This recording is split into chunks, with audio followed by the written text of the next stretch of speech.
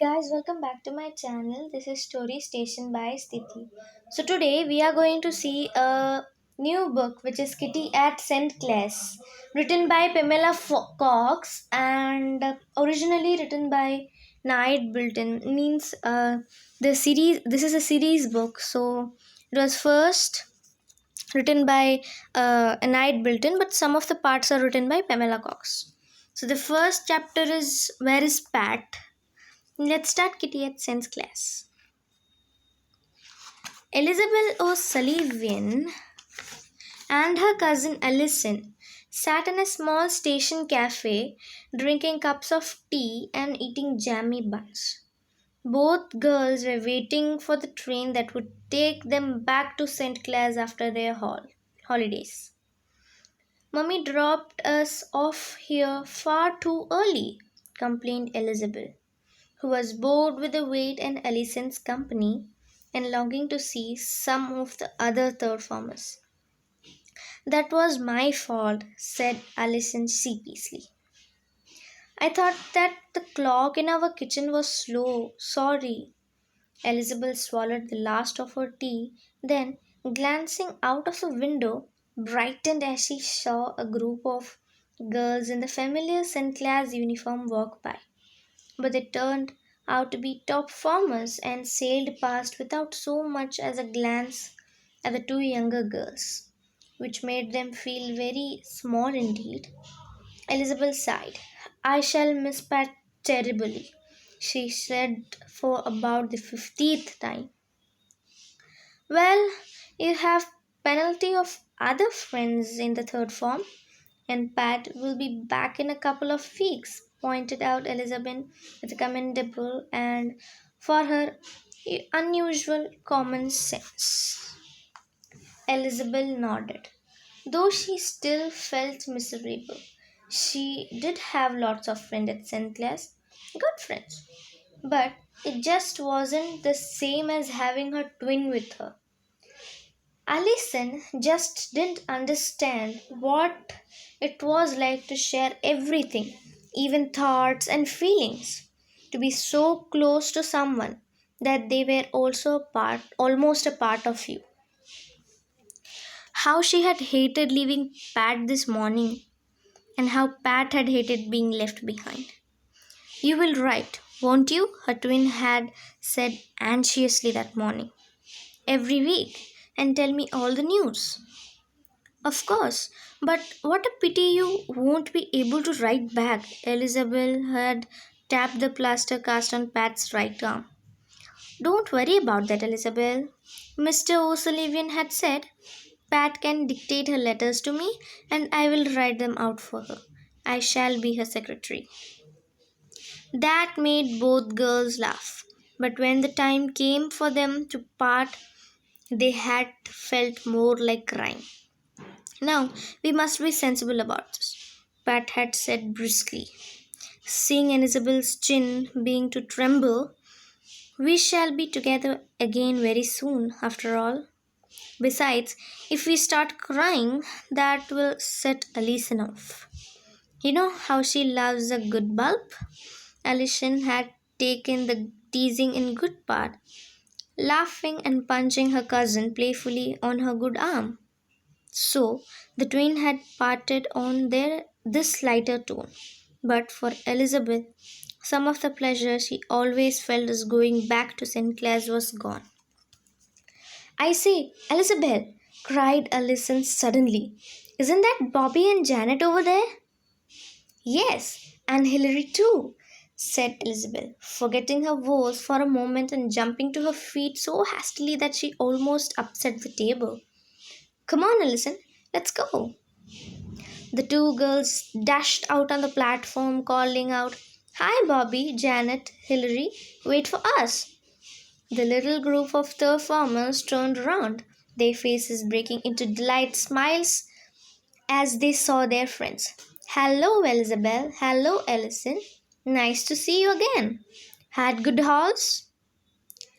Isn't it grand to be going back to school? I say, where's Pat? She's broken her arm, explained Elizabeth dismally.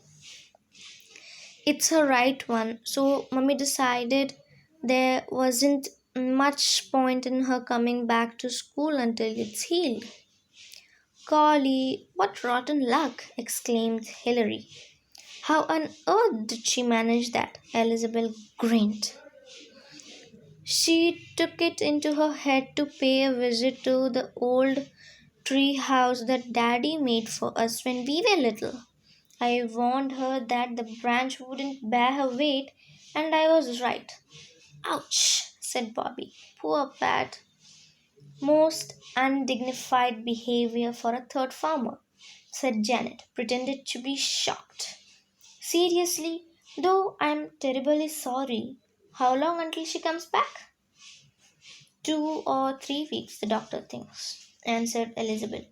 So you others will have to put up with me hanging around you until then. Well, I dare say we can put up with you if it is only for a short while, said Bobby with a wicked grin. Oh, look, here comes Jenny. The third farmer's turned to see Jennifer Mills of the sixth coming towards them, a pleasant smile on her kindly face. Hello, you lot, she greeted them cheerily. I expect you have all heard that I am going to be head girl this term, as well as games captain. So, if you have any worries or problems, I am always on hand to help you. Thanks, Jenny, said the third farmers rather shyly. They all looked up to her enormously. Yet, as Hilary said when the older girl had moved away, there's something so lovely and warm about Jenny, even though she's so sensible and dignified. You really feel as if you could tell her your problems and she would listen and take an interest. The others agree. Then Janet said, now there's someone I wouldn't like to share my troubles with. Margaret Winters. The others looked around as another sixth farmer approached. Margaret was a remarkable, good looking girl with straight dark hair cut in dramatic bob, unusual violet colored eyes, and high cheekbones that gave her a rather exotic appearance. She also looked extremely haughty, and it seemed as though she would pass by the third farmers without a word. Then her glance fell on Alison, and she saw the way the girl was staring up at her, eyes wide with admiration. Margaret liked admiration. She bestowed a dazzling smile on the girl, said, hello, Alison, and favored the others with a brief nod before passing on. My word, Alison, you're honored, exclaimed Hilary. Fancy Margaret of all people, speaking to a mere third farmer. Alison said nothing, staring raptly at Margaret's retreating figure. Bobby nudged Elizabeth and said shyly, looks as if your cousin has found someone else to worship, Alison. Don't say you're going to lose your silly heart to Margaret Winters. Alison's habit of idolizing the most unsuitable person was a standing joke among the third farmers. The girl turned red, saying defensively, nothing of the sort. Though I admire her tremendously, of course she is so attractive and such poise and self confidence. Yes, it's just a pity her character doesn't match up to her looks, said Janet dryly. That's a terrible thing to say, cried Alison. I'm sure I don't know what you have all got against her. She's silly, said Hilary, and spiteful. Last term, she made one of the first farmers learn a great long speech of Shakespeare's and recite it to her, simply for cheeking her a little bit. Quite right, too, said Alison indignantly. Some of those kids are far too full of themselves and they need to learn a little respect for the third farmers. Don't waste your time, murmured Elizabeth, as Hilary opened her mouth to say something else. You look what Alison like once she decided that someone's worthy of her adoration. The more you try to put her off, Margaret, the more she will stick up with her. I suppose you're right, said Hilary with a rueful grin. I say, isn't that our train along there? May as well find ourselves good seats before the rush starts. Come along, everyone. The girls hurried along the platform. Then Janet suddenly tapped Bobby's shoulder and said, I wonder what's going over there. Looks like some kind of row. The third formers turned their head and saw two new girls standing facing one another. Both had their hands on their hips, and judging from the angry scowls on their face and exchanging heated words, while their embarrassed parents tried to calm them down. Friendly looking pair, said Bobby. I suppose they must be sisters, although they don't look much alike. Indeed, they didn't. One girl was fair and slightly plump, while the other was dark and slim. Suddenly, Miss Jenks, the second former's mistress, blusted across and said something to the girl's parents. The sisters themselves immediately fell silent, quite awed by her authoritative tone and air of dignity. Helen, you come with me and I will introduce you to some of the second formers, said Miss Jens to the fair girl. Then she glanced across and spotted Janet, beckoning her over. Janet, this is Amanda Wilkes, who is to be in your phone this term, she said, placing a hand on the dark girl's shoulder. Take her under your wing for a bit, would you? Of course, Miss Jens, answered Janet proudly. She was to be head of the form this term, and making the new girl feel welcome was one of her duty. She waited patiently while the two girls said goodbye to their parents.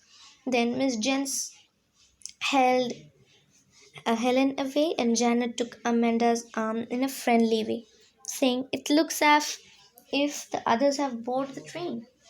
Let's join them, and I will introduce you to everyone.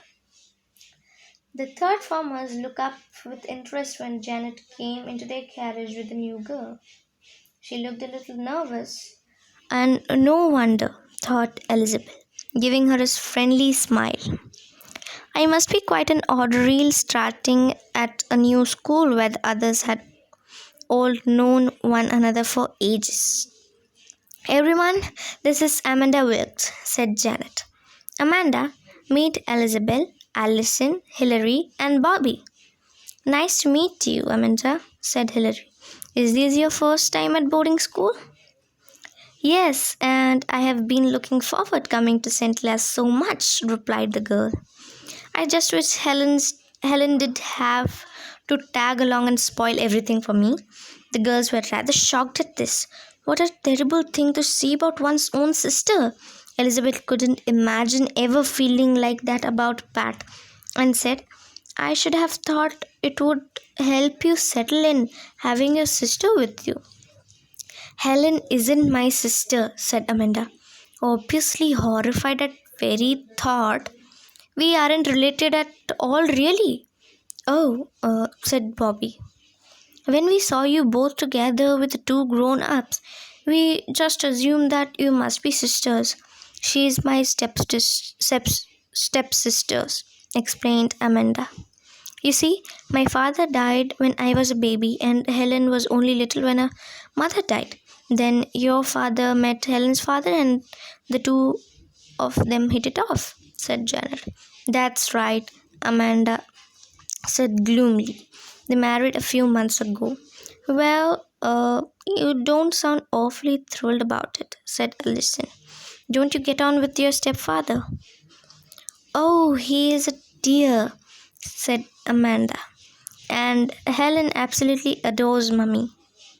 It's just one another that we can't bear. Suddenly, the girl became silent and looked around, giving a self-conscious little laugh and turning red. Heavens, just listen to me. I have only known you for 5 minutes and here I'm telling you my life story. You must think I'm simply dreadful. Uh, well, we are such kindly souls that few people can recite confiding in us, said Bobby, making everyone laugh. And it's certainly broken the ice, said Janet. You are one of us now. So you can tell us anything you please, and know that we won't pass it on. Gosh, thank awfully, exclaimed Amanda, turning pink with pleasure at being so readily accepted by these jolly, friendly girls. I must say, it is good to get it all off my chest. You see, my stepfather is very wealthy and he spoiled Helen all her life, letting her have everything she wants. She is the most frightful little snob as well. I shouldn't worry about that, clucked Elizabeth. She will soon have her corners knocked off at St. Clair's. Yes, the second farmers will sit on her all right, said Hilary.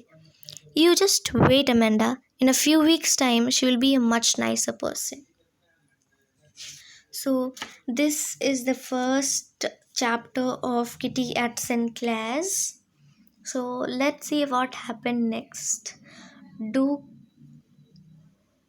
do comment me and say, did you like this video or not? So, thanks for watching.